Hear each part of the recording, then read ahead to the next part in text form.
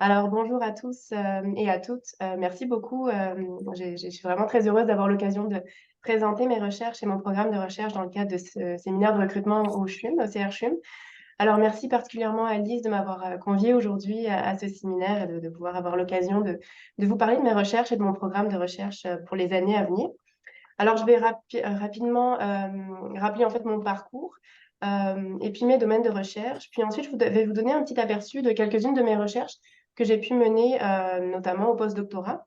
Puis ensuite, je vais vous partager en fait mon programme de recherche pour les années à venir, qui est en lien, comme le titre de la présentation l'indique, sur les capacités d'innovation dans les organisations de santé pour améliorer l'efficience, la qualité et la sécurité des soins.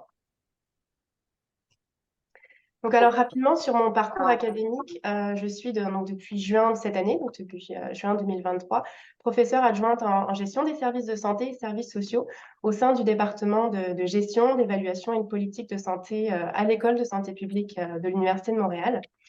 Alors juste avant, j'ai réalisé un stage postdoctoral donc de 2020 à 2022 à l'école des sciences infirmières à l'Université McGill, où j'étais supervisée par Mélanie Lavoie-Tremblay, puis par Céline Gélinas. J'ai obtenu 2 bourses de formation postdoctorale, donc une pour débuter mon stage postdoctoral du FRQS, qui était en 2020, puis une autre des IRSC, donc en 2022. Et en 2021, en tant que chercheur principal, pour l'un des projets que je vais vous présenter plus tard, j'ai obtenu donc une subvention du CRSH comme chercheur principal. Alors, mon projet de recherche principal au postdoctorat, il portait sur la gestion des risques dans les organisations de santé, et plus particulièrement sur l'engagement des patients dans la prévention des infections acquises en milieu hospitalier. Alors, pour revenir brièvement sur ma formation académique, j'ai obtenu donc, en 2019 un doctorat en santé publique avec une spécialisation en organisation des soins de l'Université de Montréal, que j'ai réalisé sous la supervision d'une chercheure régulière au CRCHUM, donc Marie-Pascale Thomé, qui est là aujourd'hui. Ma thèse, elle portait vraiment sur les rôles et les pratiques des gestionnaires dans l'implantation des démarches d'engagement des patients dans tous les processus d'amélioration de la qualité des soins et des services de santé. Et par ailleurs, je détiens également une maîtrise en administration des services de l'Université de Montréal et puis une licence en administration de l'Université de Bordeaux, donc en France, d'où je viens. Excuse-moi, Nathalie, est-ce que tu voulais faire avancer tes diapos parce qu'on a toujours la première page? Oh, excusez-moi.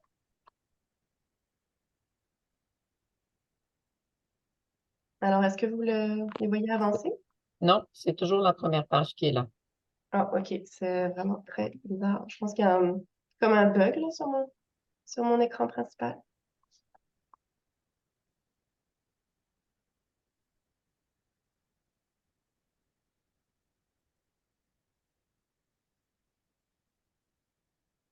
Ah, ça y est, ça vient de changer maintenant. Ah, ok, bon, alors, vous êtes donc bien sur la Sur- troisième slide. on est sur la deuxième où c'est le parcours académique, professeur Ok, adjointe de stage. bon, Voilà. c'est ça. Donc, je vais passer à la troisième slide.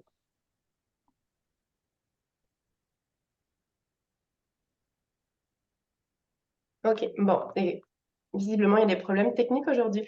Alors, à travers mes projets de recherche, j'ai développé une expertise dans 4 grands domaines de recherche qui sont en lien avec la gestion des organisations et des systèmes de santé. Premier domaine qui m'intéresse, c'est celui de la transformation des organisations et des systèmes de santé. Le point commun de la majorité des projets que j'ai pu mener, c'est vraiment l'analyse des processus et des pratiques des acteurs dans la transformation des organisations de santé et plus largement des systèmes de santé. Deuxième domaine de recherche qui m'intéresse, c'est celui des innovations organisationnelles, dont je vais parler plus particulièrement aujourd'hui. Donc, c'est-à-dire les nouvelles démarches, les nouvelles interventions qui visent en fait à améliorer la façon dont les soins et les services sont organisés. Et dans le cadre de mon doctorat et de mon postdoctorat, je me suis intéressée justement à des innovations organisationnelles spécifiquement en lien avec tout ce qui est l'amélioration de la qualité et la sécurité des soins et services et en lien aussi avec l'engagement des patients et des proches, vous allez le voir puisque je vais vous présenter un certain nombre de ces recherches-là. J'ai mobilisé en fait plusieurs devis, plusieurs méthodes de recherche dans le cadre de mes projets de recherche. Premièrement, l'étude de cas qui, je dirais, est en fait l'approche dominante dans mes recherches antérieures. J'ai réalisé des études de cas notamment pour ma thèse de doctorat, mais aussi dans le cadre d'autres recherches. les méthodes de consensus, donc, dont une méthode à laquelle je me suis formée durant mon postdoctorat et que je vais vous présenter plus tard dans la présentation. Je mobilise aussi les synthèses des connaissances. Donc, j'ai réalisé durant mon postdoctorat 2 synthèses des connaissances, une revue systématique et une scoping review. Dernière méthode que j'ai utilisée pour mon projet postdoctoral et dans d'autres projets, notamment où j'ai pu collaborer avec Marie-Pascale Paumet sur le développement et la validation d'outils de mesure. Alors, dans le cadre des projets que je mène au poste que j'ai mené au postdoctorat, j'ai mobilisé aussi des méthodes mixtes et c'est ce que je compte faire aussi dans ma programmation de recherche. Et en fait, j'essaie toujours d'orienter le choix des devis et des méthodes de recherche que j'utilise en fonction des questions finalement que je veux investiguer. Et pour cette raison, ben, je suis assez ouverte en fait à utiliser des méthodes diversifiées et complémentaires. Parce que pour moi, la polyvalence, l'ouverture en fait à différentes méthodes, ça me paraît important comme jeune chercheur dans le domaine de la gestion en santé pour me permettre justement d'aborder différents types de questions et pas être limitée dans les questions auxquelles je m'intéresse. En termes de publication, j'ai publié 18 articles dans des revues à comité de lecture, dont 8 comme premier auteur, 5 comme deuxième auteur. Et parmi ces articles, il y en a 11 qui sont en lien direct avec la gestion des services de santé, et notamment au Canada.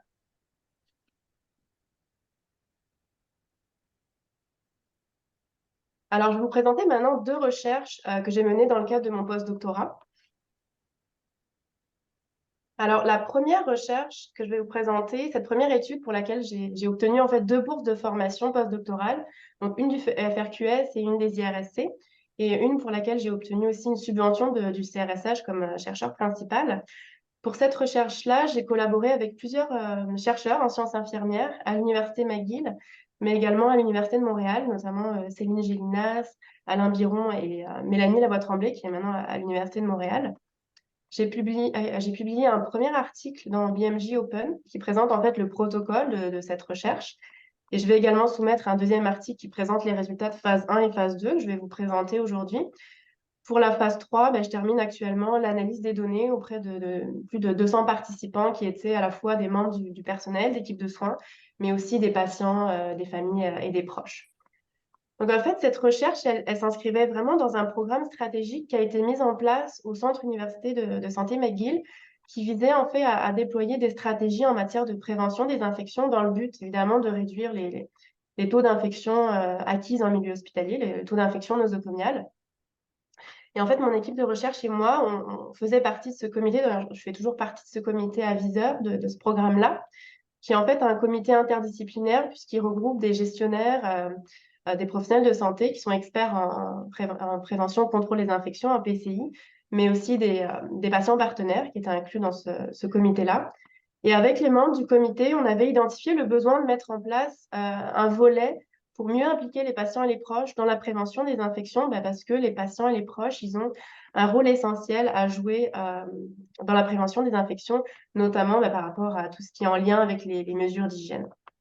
Donc l'objectif de mon étude, c'était d'identifier finalement un consensus sur les rôles et responsabilités des patients et des familles dans la prévention des infections, mais aussi pouvoir identifier un certain consensus sur les stratégies qu'on peut déployer pour faciliter justement leur engagement dans ce domaine-là. Et pour répondre à cet objectif, je me suis formée pour élargir mes méthodes de recherche et utiliser une méthode de consensus qui est la méthode Q. Et je me suis également formée au développement et à la validation d'outils. Alors la méthode Q, rapidement, en quoi ça consiste?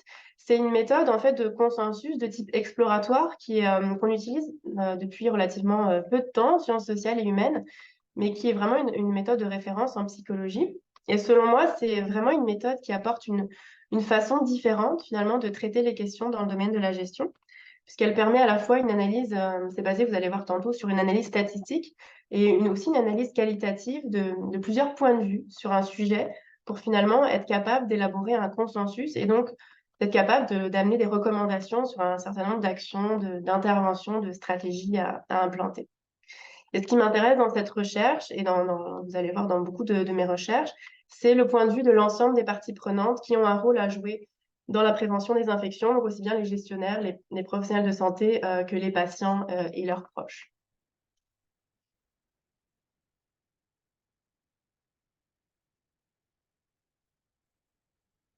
Alors, mon étude, je l'ai menée dans 2 établissements de santé, donc à la fois au Centre universitaire de santé McGill, où ce projet est né finalement, on pourrait dire, et à l'hôpital général juif qui s'est ajouté plus tard dans la phase 3 au projet. Pour cette recherche, je disais, j'ai obtenu plusieurs financements comme chercheur principal. J'ai développé aussi 2 partenariats pour le transfert des connaissances de cette recherche-là, un avec Excellence en Santé Canada et un autre avec le CEPPP que vous connaissez certainement, qui est au CRCHUM. Alors, ce qui est important pour moi à travers cette recherche, c'est de faire en sorte qu'il y ait des retombées finalement pour la pratique. Et en l'occurrence, dans mon étude, c'est pour la gestion des risques. Alors, une fois que l'analyse des données de phase 3 sera complétée, cette recherche, en fait, comme je vous disais, elle va permettre d'élaborer des recommandations sur des nouvelles stratégies en matière de prévention des infections qui pourraient être implantées donc, dans les établissements de santé participants, mais même au-delà, puisque ces recommandations, elles pourraient être diffusées plus largement au Québec, au Canada, par justement le biais de mes 2 partenaires.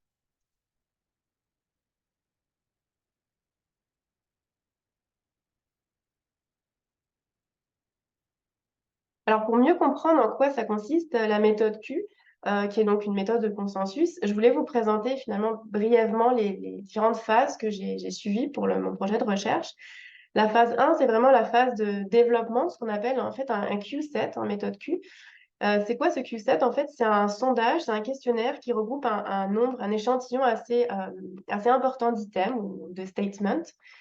Et ce Q-set, en fait, il s'est appuyé, enfin, l'élaboration de ce Q-set, elle a appuyé d'une part sur une revue de littérature sur le sujet, donc sur l'engagement des patients et des familles dans la prévention et contrôle des infections, mais aussi des groupes de discussion que j'ai pu mener avec différents participants, donc notamment des professionnels de santé qui étaient experts en PCI, des gestionnaires de qualité et sécurité des soins, mais aussi des patients partenaires qui étaient impliqués justement dans des activités d'amélioration de la qualité et sécurité des soins donc au CUSUM. Les statements en fait qu'on choisit d'intégrer dans ce Q-set, ils sont choisis en fait pour illustrer une certaine diversité dans les points de vue qu'on a pu retrouver justement dans la revue de littérature ou dans les groupes de discussion. Donc la phase 2, c'est vraiment l'étude pilote qui a été conduite dans une unité de soins au CUSUM. Donc on avait ciblé une unité de transplantation.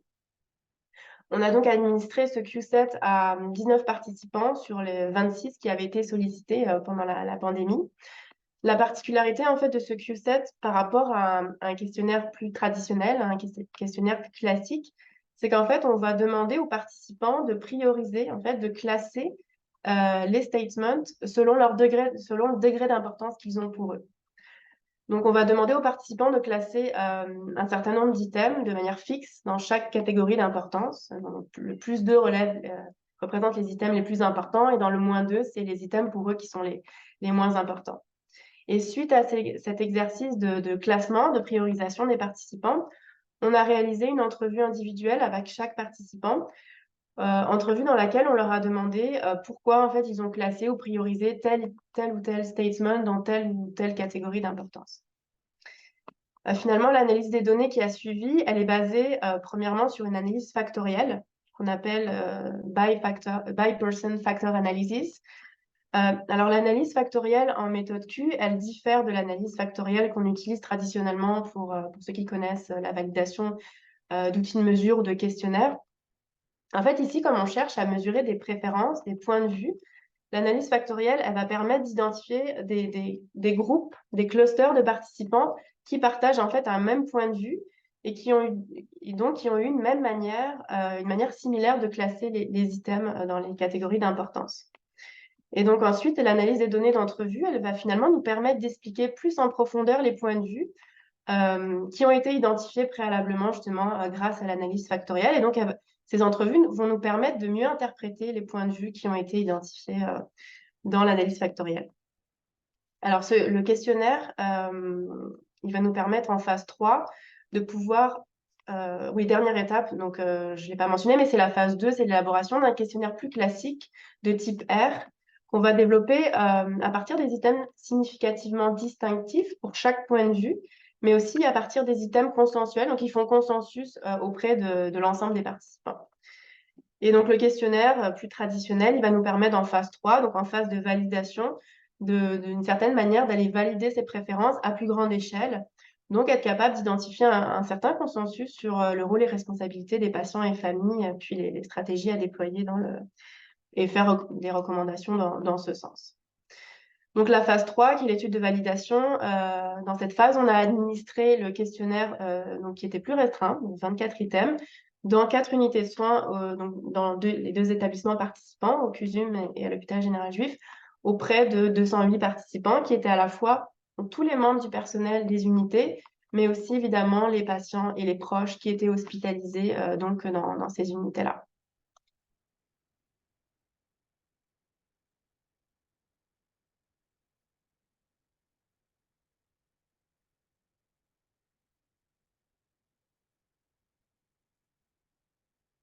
Alors ici, vous avez le Q7, donc les 40 statements que les participants ont dû classer et prioriser. Donc en fait, l'idée, c'est que ces items-là, ils couvraient différentes dimensions de la prévention et contrôle des infections. Donc évidemment, une dimension en lien avec l'hygiène des mains, une dimension en lien avec les équipements de protection. Et évidemment, dans le contexte de la Covid, évidemment, le port du masque était une dimension importante. Tout ce qui touche aussi à la désinfection des équipements et des surfaces qui sont directement en contact avec les patients.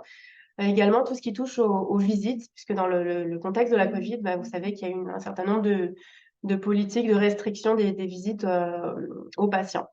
Et donc, ces items, ils illustrent finalement un rôle plus ou moins actif des patients vis-à-vis de la prévention et contrôle des infections. Donc, on essaie d'avoir une diversité dans les points de vue qui sont mis de l'avant dans ce Q7. Et à droite, en fait, je vous ai donné en fait un exemple de Q-sort. Donc, le Q-sort, c'est quoi? C'est finalement le classement qu'on a une fois qu'on a demandé aux participants de prioriser les items. Et donc, là, à titre d'exemple, vous avez 4 statements qui sont classés dans les catégories d'importance, en plus de 4 statements qui sont donc les items qui sont les moins importants en moins 2 pour les participants. Donc, ça vous donne un peu la structure du classement qui finalement, qu'on a après les classements.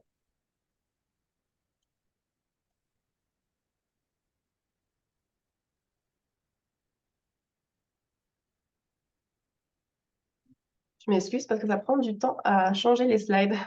Alors, je voulais présenter brièvement les résultats de la phase 2, donc qui a fait l'objet d'un article que je vais soumettre bientôt dans une revue spécialisée en gestion de la qualité. Alors, vous voyez, à partir de l'analyse factorielle et de données d'entrevue, on a pu dégager finalement 3 points de vue, 3 facteurs sur les rôles et responsabilités des patients et familles dans la prévention et contrôle des infections. Le point de vue 1, c'est vraiment le point de vue qui est partagé par donc 7 participants sur 19, pour lesquels, en fait, on a pu identifier 5 items qui sont significativement distinctifs de ce point de vue de ces participants-là. Et c'est vraiment un point de vue qui valorise davantage le contrôle des patients et des familles par rapport au respect des mesures de PCI. Et par exemple, ces participants, ils considèrent que les professionnels, en fait, ne devraient pas nécessairement expliquer les mesures de PCI aux patients, mais davantage avoir un rôle de contrôle, par exemple, contrôle systématique du lavage des mains, du port du masque par les patients et les familles. Et aussi, ils sont en faveur de l'interdiction des visites en personne, enfin, en tout cas dans le contexte de pandémie, en faveur de l'interdiction des visites en personne et puis remplacer ces visites en personne par des visites virtuelles. Le point de vue 2, c'est celui qui valorise beaucoup l'autonomie des patients et des familles dans la prévention et le contrôle des infections. Ces participants, ils partagent le point. En fait, ils valorisent beaucoup l'accès finalement aux stations de lavage, aux masques, aux lingettes désinfectantes pour permettre finalement aux patients et familles d'être plus autonomes dans dans la manière de respecter les mesures d'hygiène. Ils valorisent aussi beaucoup une certaine autonomie des professionnels en matière de prévention et contrôle des infections. Par exemple, ils n'étaient pas d'accord avec le fait que les patients et les familles devraient vérifier que les professionnels de santé portent bien leurs gants et masques. Pareil, ils pensent que ce n'est pas nécessairement le rôle des patients et des familles de signaler quand un professionnel de santé ne se lave pas les mains au moment clé. Et finalement, le point de vue 3, c'est le point de vue donc de 3 participants avec 7 items significativement distinctifs qui considèrent que les patients et les familles sont vraiment des partenaires proactifs et vigilants en matière de prévention et contrôle des infections. ils étaient notamment d'accord avec le fait que tous les patients et les familles devraient rappeler systématiquement aux professionnels de santé de respecter les mesures d'hygiène. Vraiment, à l'inverse du point de vue 1, un rôle du contrôle du patient et des familles sur les pratiques des professionnels de santé.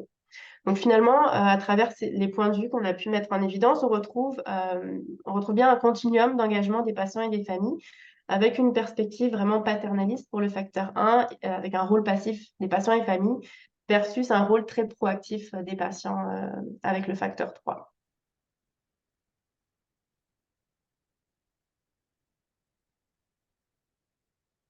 Alors, j'ai choisi de vous présenter une toute autre étude que j'ai menée avec deux chercheurs, notamment de l'Institut du Management de l'École des hautes études en santé publique à Rennes, donc en France. Donc, dans cette recherche, on s'est vraiment intéressé aux motivations, aux raisons qui expliquent la publication du bilan carbone par les établissements de santé français. C'est un contexte en France qu'on a réalisé cette étude-là. Alors, pourquoi on s'est intéressé à cette question? Parce qu'en France, il y a une loi qui oblige les établissements de santé publique, les établissements publics, d'ailleurs, pas uniquement les établissements de santé, de plus de 250 employés, à réaliser leur bilan carbone.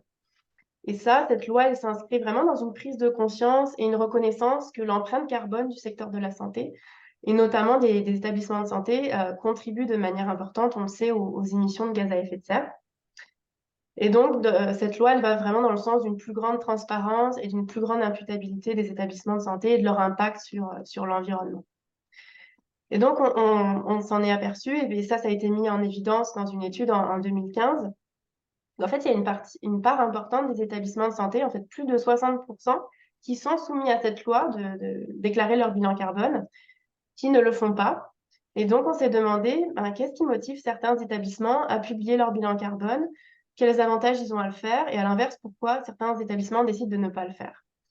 Et en fait, une des hypothèses qu'on a voulu tester, c'est l'hypothèse selon laquelle les établissements de santé, en publiant des indicateurs de performance, donc comme le bilan carbone ou comme les scores de satisfaction et d'expérience patient, ils cherchent en fait à signaler leur performance.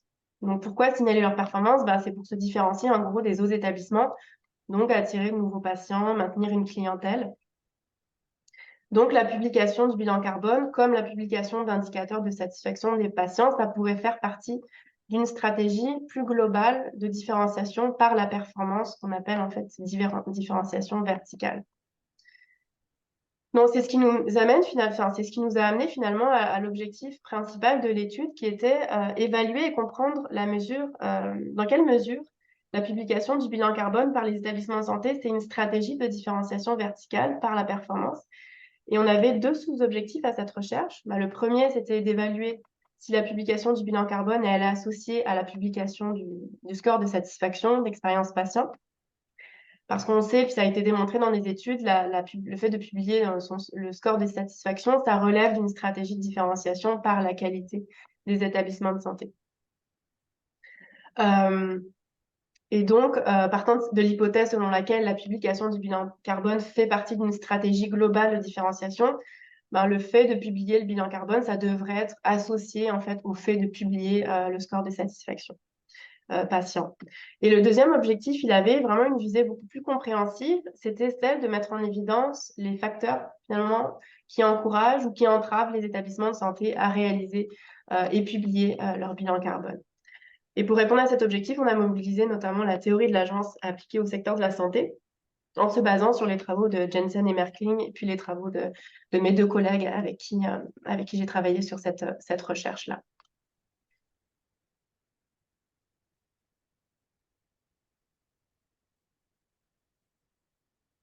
Alors, pour répondre à cette question de recherche, on a conduit une recherche basée sur l'utilisation de méthodes mixtes. Donc, le devis qu'on a utilisé, ça s'appelle un devis explicatif en méthode mixte, dans lequel on a en fait cherché à expliquer les résultats quantitatifs à partir des données qualitatives, à partir des données d'entrevue. Donc, dans notre cas, on a d'abord élaboré un modèle quantitatif pour tester l'association entre la publication du bilan carbone et la publication du score de satisfaction. Dans ce modèle, on a introduit des variables de contrôle comme le nombre de lits, le nombre de visites, le statut légal de l'établissement, est-ce que c'est des établissements publics, privés, la certification aussi. Pour ce qui est de l'étude qualitative, on a mené en fait 13 entrevues auprès de gestionnaires et responsables du développement durable dans 8 établissements de santé donc en France qui ont publié ou non leur bilan carbone.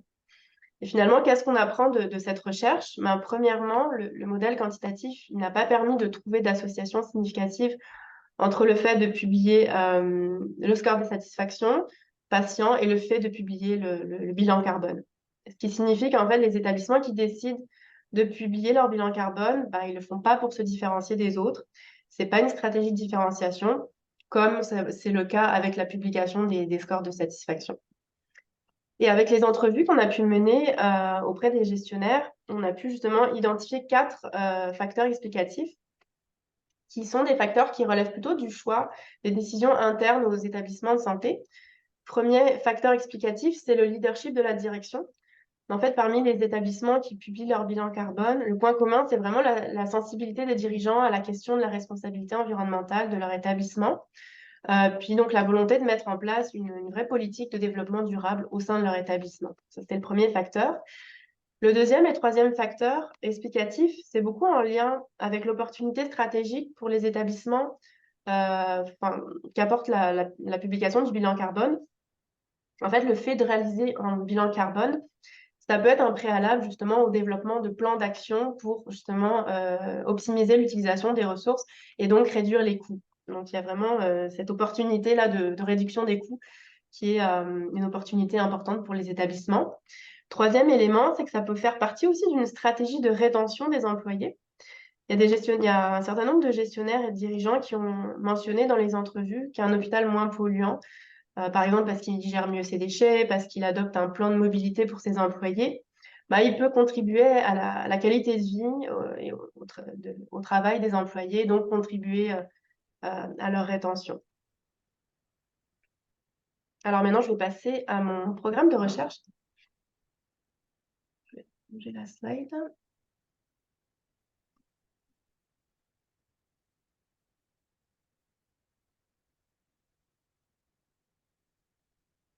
Alors, il existe dans nos systèmes de santé, nos organisations de santé au Canada et au Québec, un certain nombre de défis qui touchent la façon dont les soins et services sont organisés. Et il y a en particulier 2 défis auxquels je voudrais essayer de m'attaquer dans mon programme de recherche. Le premier, il est vraiment en lien avec la pénurie en soins infirmiers à laquelle on assiste au Canada et au Québec et même ailleurs dans le monde. Alors, j'utilise volontairement le terme pénurie en soins infirmiers parce que techniquement, on n'est pas dans une pénurie de personnel infirmier. On a même actuellement plus d'infirmières inscrites à l'ordre qu'en 2010, mais on est dans une situation de pénurie relative du fait qu'il y a une partie importante des infirmières qui travaillent à temps partiel et de plus en plus d'infirmières aussi, on le sait bien, qui quittent le réseau public pour aller vers le privé parce que justement des conditions de travail qui se détériorent, une charge de travail aussi qui est de plus en plus importante pour les infirmières dans le réseau public. Donc le problème qui se pose actuellement dans le contexte, c'est comment on peut mieux utiliser nos ressources infirmières et notamment la question d'optimiser les processus de travail infirmier pour libérer du temps aux infirmières pour les activités qui ont de la valeur, qui sont reliées directement aux soins donnés aux patients. Et le deuxième défi dont on commence à se saisir de plus en plus, et là je vous ai montré l'exemple de la France, mais en Angleterre aussi on a un système de santé, enfin un ministère de la Santé qui s'intéresse beaucoup à cette question de la responsabilité environnementale des organisations publiques et des organisations de santé. Donc c'est vraiment la prise de conscience que les organisations de santé, par leurs activités soins et services, elles génèrent beaucoup d'émissions de GES qui sont évidemment responsables des dérèglements climatiques en cours et qui, on sait, ont des impacts importants sur la santé des populations. Donc, une des stratégies, c'est justement réduire l'empreinte carbone, les émissions de GES, voire même tendre vers la carboneutralité par la transformation du fonctionnement et des modes de production des soins et services. Donc, voici les 2 problématiques qui moi, m'intéressent. Et là, je vais vous rentrer un peu plus dans le vif du sujet en vous présentant un peu la façon dont je compte répondre à ces enjeux-là à travers donc 2 projets de recherche. Le premier, il est en lien avec l'optimisation des processus de travail des infirmières. En fait, il y a je pense que ma slide n'a pas correctement défilé. Voilà. Il y a un rapport de 2017 du Cyrano qui a été réalisé notamment par Roxane Borges da Silva, Carl Hardy Dubois, qui sont mes collègues au département de gestion à l'école de santé publique. Et en fait, ce rapport, il a permis de faire une recension des écrits, des études qui ont permis de documenter la part des activités cliniques versus les activités non cliniques qui sont réalisées par les infirmières et les médecins. Et vous voyez, on voit dans ce graphique que les activités non cliniques occupent quand même une part assez importante du temps de travail des infirmières. Et selon les études qui ont été répertoriées, c'est entre 4 et 38% du temps de travail dédié à des activités non cliniques. De la même façon, il y a une partie importante du travail des infirmières qui est dédiée à des activités cliniques, mais qui ne sont pas en lien avec les soins directs. Ça représente entre 22 et 59% du temps de travail des infirmières, donc selon les études qui sont répertoriées dans ce rapport-là. Et donc, ce rapport, ce qui est intéressant aussi, c'est qu'il a permis de mettre en évidence comment je dirais, des zones, des sources d'inefficience, que ce soit pour les activités cliniques comme les activités non cliniques. Concrètement, l'inefficience, c'est défini comme le fait que les activités n'apportent pas de valeur ajoutée en fait aux soins ou qu'elles ne relèvent pas des compétences ou du rôle des infirmières et que ces activités, elles pourraient donc être effectuées par d'autres types de personnel, notamment du personnel auxiliaire et aussi du personnel de soutien administratif. Donc là, je vous ai mis quelques exemples d'activités non efficientes. Pour les soins directs, on peut penser à l'aide aux activités quotidiennes des patients, les activités en lien avec la nutrition. Pour ce qui est des soins indirects, c'est toutes les activités on sait, les activités de documentation administrative des dossiers cliniques qui représentent une part de plus en plus importante du travail infirmier. Et au niveau des activités non cliniques, c'est les activités liées au fonctionnement de l'unité. Donc, ça peut être des tâches administratives du type réaliser des procès-verbaux, des comptes rendus de réunions d'équipe, puis tout ce qui touche aussi à l'entretien et aux équipements, par exemple faire l'inventaire de la pharmacie. Donc, ça, c'est des activités que peuvent occuper les infirmières selon les études.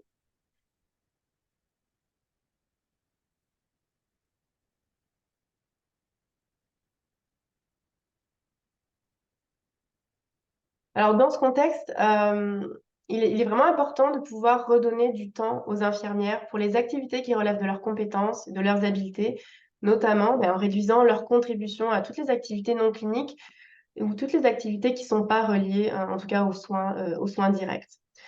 Donc, augmenter évidemment le temps de travail des infirmières, le temps qu'elles consacrent aux soins directs, ça nécessite de déimplanter des processus de travail inefficients qui finalement n'apportent pas de valeur ajoutée pour les soins qui sont donnés aux patients. Donc, c'est par l'optimisation des processus de travail des infirmières qu'on peut apporter des gains d'efficience dans les équipes de soins, donc en éliminant les activités dites à non-valeur ajoutée et par la délégation aussi de certaines de ces activités à d'autres personnes dans les équipes.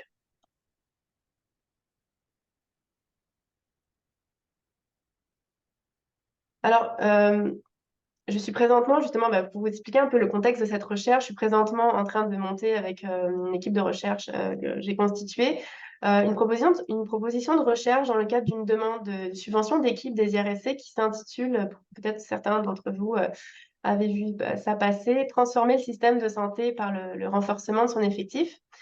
Et cette possibilité de financement, elle va appuyer des projets qui visent justement à documenter la mise en œuvre, l'évaluation et la diffusion d'innovations qui s'attaquent à différentes problématiques en lien avec les effectifs de la santé, dont notamment forcément les effectifs infirmiers. Donc alors les objectifs du projet, rapidement, ça va être premièrement de mesurer, documenter les processus de travail infirmier dans les équipes de soins qu'on va cibler avec les établissements participants. On va notamment mesurer le pourcentage de leur temps qui est dédié aux différentes catégories d'activités, donc temps dédié aux tâches cliniques versus non cliniques, temps consacré aux activités liées aux soins directs versus soins indirects.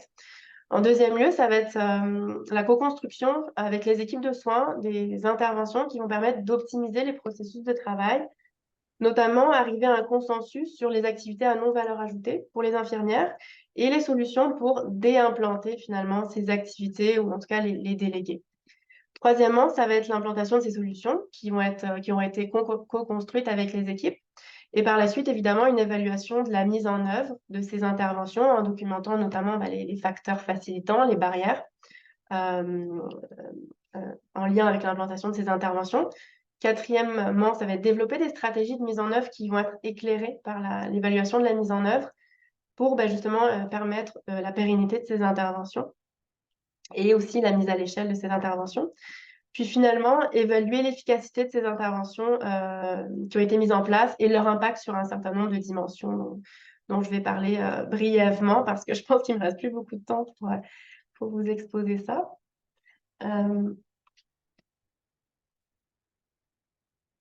Donc rapidement, ça va être une recherche vraiment de type interventionnel qui va se baser, comme je disais, sur la co-construction avec un ensemble de parties prenantes, évidemment les infirmières, les professionnels de santé, les gestionnaires, mais les patients et les proches qui ont quand même leur mot à dire sur le travail des infirmières, et notamment pour l'identification des activités qui n'ont pas de valeur ajoutée.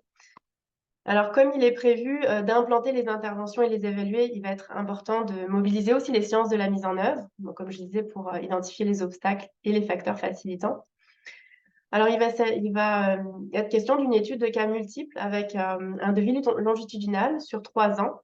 Donc, pour l'instant, il y a 2 centres hospitaliers universitaires et un SUS qui ont accepté de participer à cette demande de subvention, et notamment parce que ce projet-là, il émanait notamment des directions de soins infirmiers qui étaient intéressés à être impliqués dans ce genre de projet. La co-construction, l'implantation et l'évaluation d'intervention, elle va se faire au niveau d'unités de soins qui vont être comparables, relativement comparables entre établissements. Donc, les critères pour choisir les unités, ça va être est-ce qu'il y a un potentiel d'optimisation des pratiques qui est important, au niveau de la charge de travail des infirmières aussi. Puis, ça me semble incontournable, c'est l'engagement fort des infirmières chefs, mais aussi de leaders cliniques dans ces unités-là. Je vais utiliser donc des méthodes mixtes, donc des groupes de discussion hein, et pour les ateliers de co-construction, mais aussi des interviews individuelles pour aller comprendre les facteurs et les obstacles. Le recours à des questionnaires et des indicateurs pour évaluer l'efficacité et les impacts de cette intervention. Je ne m'arrêterai pas plus longuement sur les méthodes, on pourra en reparler plus tard. Je vais passer au deuxième projet de recherche que j'aimerais mettre en place, au deuxième axe de mon programme de recherche. Alors, deuxième axe, je pense que vous l'aurez deviné, en lien avec mes intérêts de recherche, il est en lien avec la mise en œuvre des pratiques innovantes pour des soins éco-responsables. Oups, je pense que j'ai sauté une... Non, c'est bon. C'est ça. Pourquoi s'intéresser donc finalement à la mise en œuvre des soins éco-responsables dans les milieux de soins et les établissements? Mais il y a plusieurs constats qui justifient finalement de s'intéresser à cette question. Je pense qu'on le sait maintenant, les systèmes de santé, on sait, ils contribuent pour une part importante au total des émissions de GES, en particulier dans les pays riches, où on a des systèmes de soins qui sont très développés, donc des activités de soins qui génèrent beaucoup d'émissions de GES. Et vous voyez, le Canada ne fait pas exception à ça, puisque on sait que les systèmes de santé au Canada contribuent à peu près à 5% du total des émissions de GES, ce qui n'est pas négligeable. On sait aussi que les organisations de santé, notamment les hôpitaux, parce qu'ils ont des volumes d'activités de soins importants, ils contribuent de manière significative à ces émissions de GES.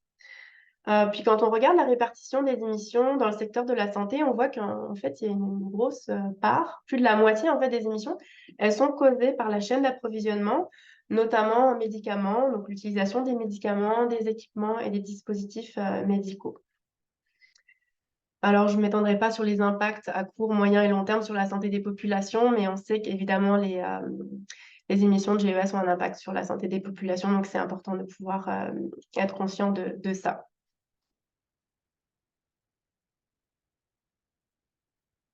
Donc, rapidement, sur le fait que le Canada, en 2021, s'est engagé finalement à la carboneutralité de ses systèmes de santé d'ici 2050.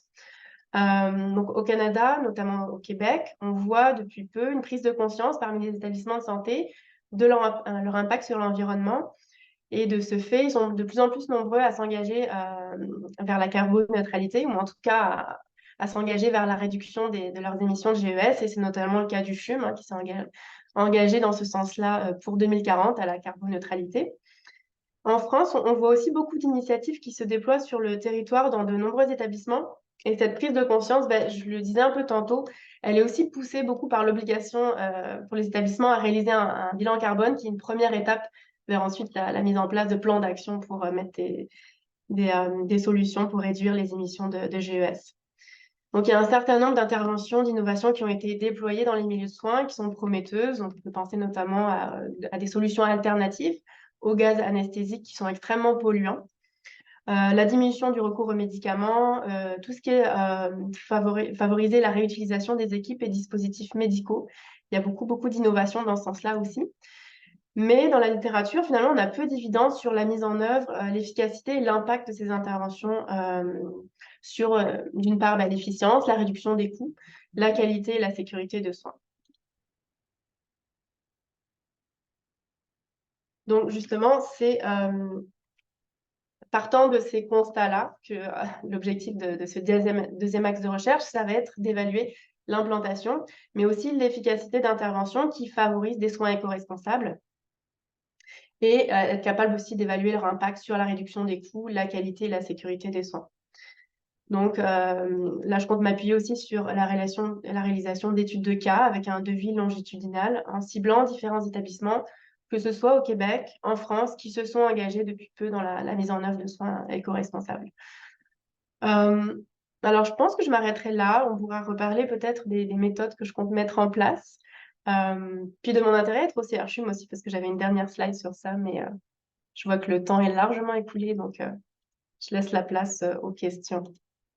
Merci, Nathalie, mais on peut peut-être te demander, tu peux enlever le partage d'écran pour que les gens puissent se voir d'une part, mais aussi dire deux mots sur pourquoi le CRCHUM. Oui, bah pour moi, le CRCHUM, ça me paraissait un choix évident, et notamment le carrefour de l'innovation. Par rapport à ma programmation de recherche, parce que je sais que bah, le CRCHUM est très intéressé par toutes sortes d'innovations. Et je pense que les innovations organisationnelles, dont on parle peu, hein, souvent on parle d'innovation technologique, d'innovation sociale, mais dans les milieux de soins, en fait, on voit de plus en plus s'implanter des innovations sans le savoir sur les façons dont on peut réorganiser les soins et services. Et donc, je pense que mon programme de recherche, ben, il peut s'inscrire complètement dans les thématiques qui intéressent le CRCHUM, à savoir les innovations, et adopter un point de vue peut-être un peu différent de ce qui, quoique je sais qu'il y a des chercheurs qui s'intéressent aussi à cette question des innovations organisationnelles, mais pouvoir moi aussi contribuer au développement de ce champ de recherche-là. Aussi, pourquoi le CRCHUM? Parce que je pense que c'est un contexte, un environnement de recherche vraiment multidisciplinaire. On a beaucoup de chercheurs en sciences infirmières. Moi, je travaille beaucoup avec des chercheurs en sciences infirmières, en sciences de gestion, en médecine aussi, parce que je veux aller vers une programmation de recherche qui va documenter les innovations qui sont faites au niveau des milieux de soins, donc qui sont aussi mises en place sous l'initiative, sous le leadership de médecins. Je pense notamment au médecin de Dr Williams, qui œuvre beaucoup pour la mise en œuvre de soins éco-responsables au CHUM. Donc, ça pourrait être une avenue de collaboration avec ces médecins-là, puis avec le comité de développement durable aussi, qui a été mis en place au CHUM là, depuis quelques temps. Moi, ce qui m'intéresse aussi, je pense que vous l'avez vu pas mal dans les recherches que j'ai pu mener, et puis dans mon programme de recherche, c'est vraiment être capable de faire en sorte que les résultats de mes recherches ils puissent bénéficier directement au milieu clinique, mais aussi aux gestionnaires, aux décideurs dans les différentes directions. Donc là, dans le projet là, que j'aimerais développer sur l'optimisation des processus de travail infirmier, ça va être notamment co-construire les interventions avec à la fois les infirmières, les professionnels, mais aussi des patients. Mais aussi être capable de travailler main dans la main avec les décideurs au niveau des directions des soins infirmiers pour faire en sorte que les résultats de cette recherche-là ils puissent aussi être diffusés dans l'ensemble de l'établissement.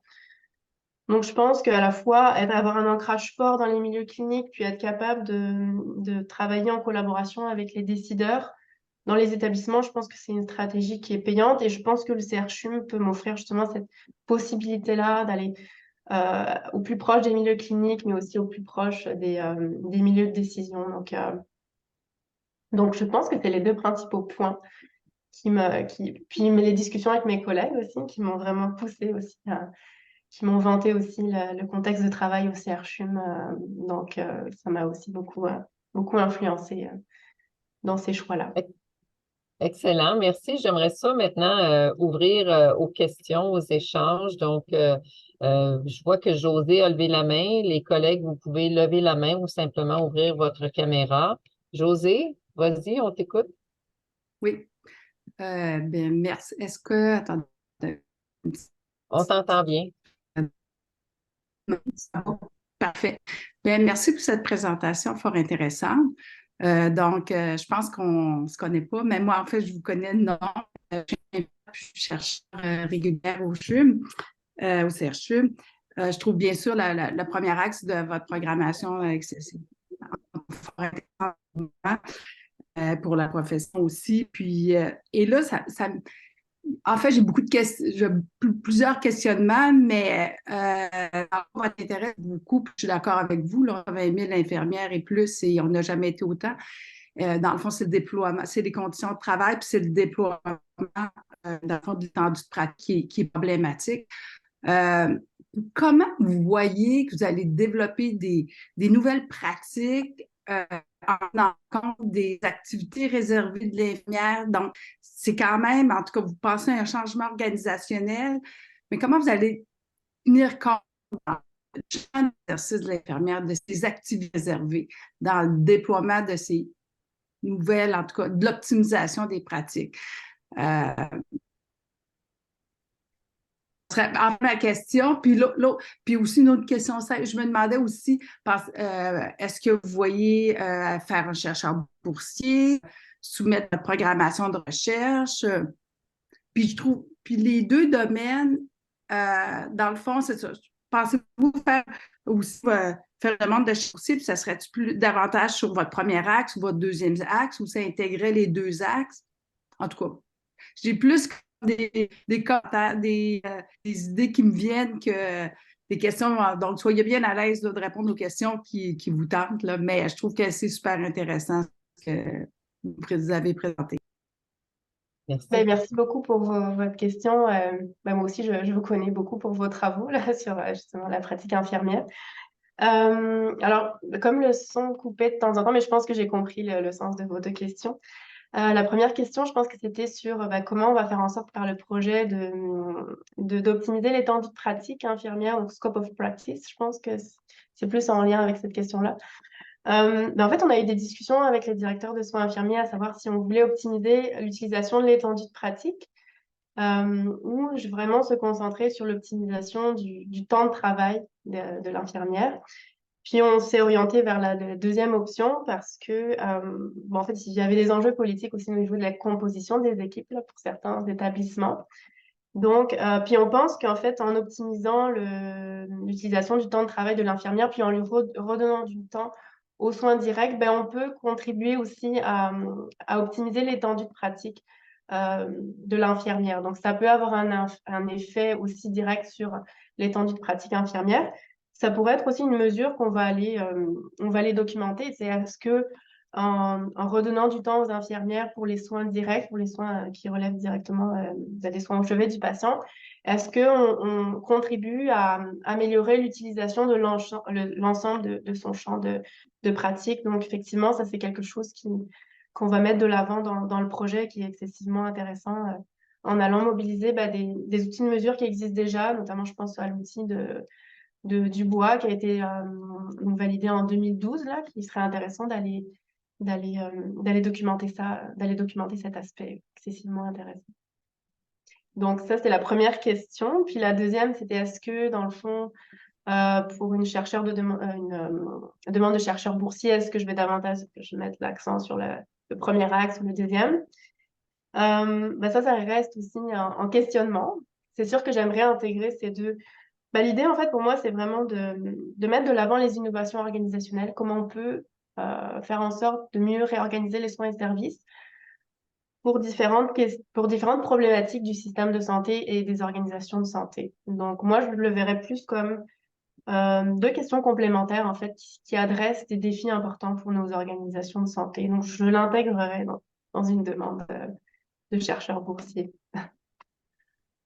Merci, Merci en tout cas Nathalie. pour vos questions. On a deux autres questions, une de Marie-Pascale et une suivante avec Géraldine. Marie-Pascale? Oh, tu es en sourdine. J'ai oublié de mettre mon micro, pardon, merci beaucoup. D'abord, félicitations pour ta belle présentation et puis pour me montrer vraiment la diversité des projets sur lesquels tu travailles et aussi ta volonté de pouvoir mobiliser différents types de méthodologies. Là, je pense que c'était vraiment très intéressant de voir comment tu l'appliques dans le domaine de la qualité et de la sécurité des soins avec différents types de publics. Moi, j'aurais deux questions pour toi. La première, c'est quels sont les chercheurs que tu as identifiés dans l'axe avec lequel tu souhaiterais pouvoir travailler et puis un peu voir sur quelle thématique tu aimerais continuer à explorer avec ces chercheurs. Donc, est-ce que tu as réfléchi à ça? Et puis la deuxième, tu nous as parlé beaucoup des soins infirmiers, mais il y a aussi tous les autres professionnels qui sont reliés aux directions des services multi. Et je me demandais un peu aussi de quelle manière tu étais intéressée à travailler aussi sur des innovations organisationnelles avec ces professionnels. Merci Marie-Pascale pour tes deux questions. Pour la première, des collaborations avec des chercheurs réguliers ou des chercheurs professionnels là, au CHUM. Dans le cadre de ma demande de subvention là, que je suis en train de rédiger, justement, je me suis mise en contact avec des chercheurs professionnels, notamment Nathalie Foch, René Descouteaux, qui est aussi directrice des soins infirmiers au CHUM. Et donc, ils vont faire partie de ce projet-là, donc s'il est financé.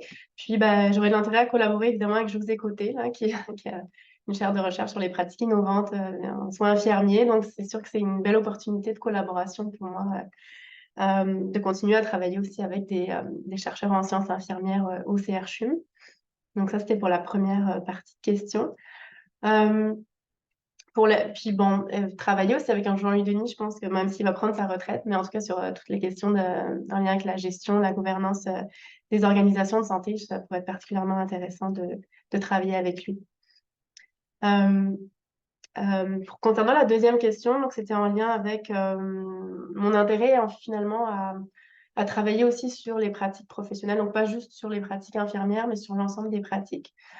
C'est sûr que le deuxième axe de mon projet de recherche, il va aussi beaucoup questionner la modification des pratiques de l'ensemble des professionnels, des infirmières, des médecins, d'autres types de professionnels. Quand on met en œuvre des soins éco-responsables, c'est sûr qu'il faut redéfinir ses propres pratiques. Donc, je pense que cet aspect-là, des pratiques professionnelles, je vais le toucher aussi dans le deuxième axe. C'est sûr que dans le premier axe, je me concentre particulièrement sur la pratique infirmière, parce que je pense que c'est une profession qui est particulièrement importante pour l'avenir de nos systèmes de santé. Et il faut bien commencer quelque part. Il faut bien commencer par valoriser le travail des infirmières, le rendre plus intéressant et puis surtout favoriser la rétention du personnel infirmier dans les organisations. Donc, c'est pour ça que moi, je pense que le développement du rôle de l'infirmière, c'est une question particulièrement importante pour l'avenir de nos systèmes de santé au Canada, mais que ce soit aussi ailleurs en France, c'est particulièrement important aussi comme question. Donc, Merci. merci pour tes questions. Merci, Géraldine. Géraldine, à toi la parole. Oui, bonjour. Merci beaucoup pour cette présentation. C'était vraiment très clair. Puis je pense, comme le disait Marie-Pascale, en fait, ça mettait aussi la table sur l'ensemble des méthodes que tu mobilises en fait dans le cadre de ton programme. Donc, merci beaucoup pour cette belle démonstration. Moi, je me présente parce qu'on ne se connaît probablement pas. Je suis en fait chercheuse régulière aussi au Carrefour de l'innovation. Je suis médecin de famille aussi de formation. Puis je m'intéresse à la collaboration intersectorielle en soins primaires. Donc, avec beaucoup plus des liens en fait, à étudier beaucoup plus les liens d'interaction et de collaboration entre les professionnels, mais aussi avec des intervenants du système de santé à l'extérieur de nos systèmes de santé. Et donc, ma question qui se veut être aussi peut-être un commentaire, en fait, j'aurais aimé vous entendre savoir sur votre réflexion dans ce que vous nommez justement, vous vous intéressez beaucoup dans le premier axe sur les soins des services notamment infirmiers, mais est-ce qu'il y a une réflexion justement dans ce temps qui est dédié justement aux soins qui peut-être qu'il y a une perte en tous les cas de valeur actuellement aux soins qui sont dédiés aux infirmiers? Est-ce qu'il y a une réflexion de savoir si il n'y avait pas un travail collaboratif justement à réfléchir, ou est-ce que ça a été introduit dans vos réflexions, dans le cadre de votre programmation, toutes les interactions, puis la collaboration des infirmiers avec les autres professionnels pour voir comment est-ce qu'on peut justement redonner de la valeur dans les soins. Donc, ça, j'aurais aimé savoir si vous aviez ce niveau de réflexion-là ou peut-être que ça en sera un plus tard pour la suite. Oui, oui, c'est une question intéressante. Ben, en fait, au départ, moi, ce qui m'intéressait, c'est de pouvoir optimiser l'étendue de la pratique infirmière. Donc, effectivement, dans les barrières qu'on observe dans l'optimisation de l'utilisation de l'étendue de pratique, bah, il y a cette notion aussi de composition d'équipe de soins et aussi de clarification des rôles entre infirmières et les autres professionnels de santé.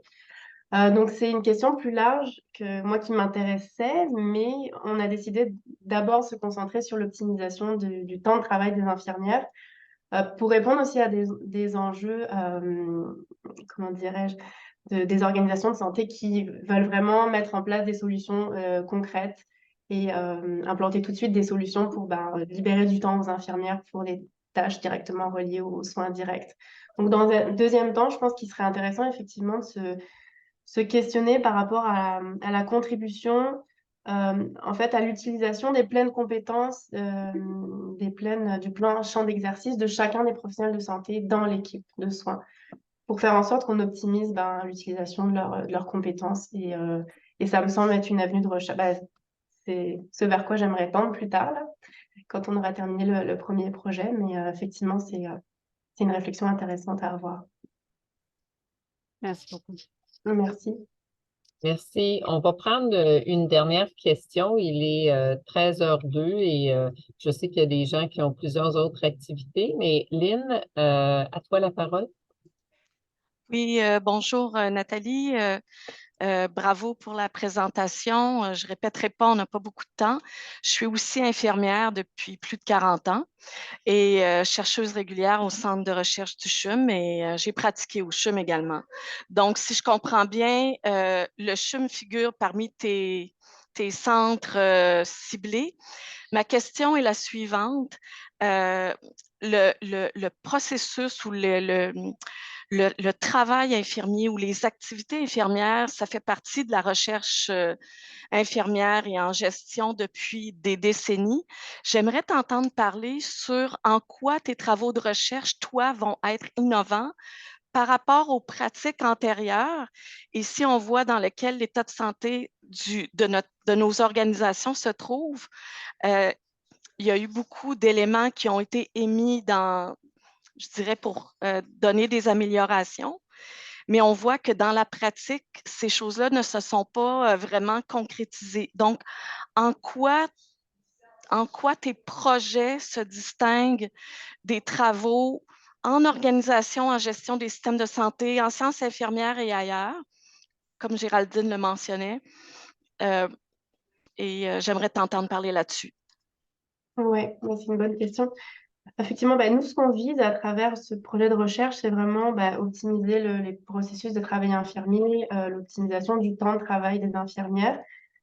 Donc, en fait, on s'intéresse à, finalement, comme je disais, déimplanter des façons de faire, des pratiques qui sont inefficientes. Donc, ça, on va pouvoir le documenter, mesurer ces pratiques inefficientes, enfin, ces activités inefficientes.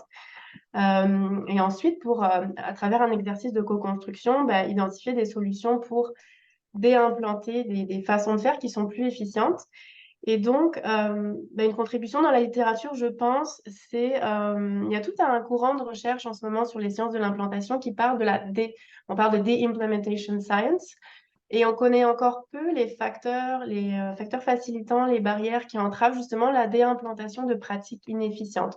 On connaît plus les barrières et les facteurs qui facilitent l'implantation de nouvelles interventions, d'innovation, mais tout ce qui touche comment dire, désancrer des façons de faire, c'est des choses qui sont relativement peu documentées dans la littérature. Et donc, ce projet-là, il pourrait contribuer au développement des connaissances sur the implementation science. Et donc, je pense que c'est le principal apport de ce projet-là. En tout cas, c'est comme ça que je le vois. Merci beaucoup. C'est prometteur. Merci beaucoup à vous pour toutes vos questions qui étaient vraiment super, super intéressantes et c'est très stimulant d'y répondre. Alors, sur ce, il me reste une chose agréable à faire, c'est-à-dire dire un grand merci à Nathalie pour sa présentation qui a suscité des questions puis qui présente un programme de recherche fort intéressant. Je vois des applaudissements de part et d'autre, alors merci beaucoup. Et merci à vous. Je vous rappelle qu'il y a d'autres activités scientifiques cette semaine. D'ailleurs, un protocole en émergence à 16 heures, Rachel, c'est bien ça? À 16 heures ce jeudi, c'est Gareth Lim qui présente. C'est Oui. Gareth Lim qui présente sur un projet en lien avec le diabète pour lequel il a reçu une subvention du Centre d'excellence en diabète du CHUM. Alors, je vous invite à être présente. Ça sera de façon hybride. Donc, si vous avez besoin d'avoir le lien, n'hésitez pas à écrire à Rachel qui se fera un plaisir et ça sera encore mieux de vous voir live. Alors, voilà. Merci. Bon après-midi à tous. Merci Je beaucoup à demanderai tous. peut-être à Nathalie de rester en ligne Oui, avec je vais rester.